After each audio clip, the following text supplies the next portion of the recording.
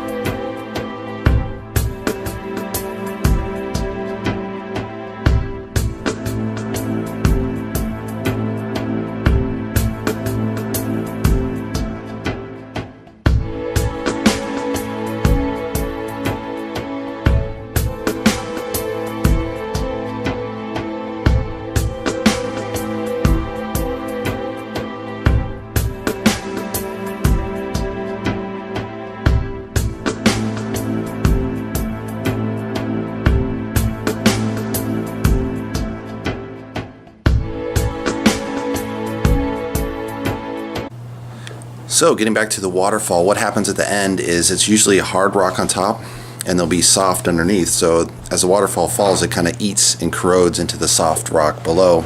So hence in a waterfall you usually have this kind of shape where you have kind of maybe a cave behind it as the water splash kind of aerates and really hits that soft rock and erodes it away. Usually it also form over a long period of time, a canyon. So the Grand Canyon is a really good example. There's probably several waterfalls during that, but then they wrote it all the way to a canyon, just a riverbed. So that's kind of my tip of the day. Thanks, guys.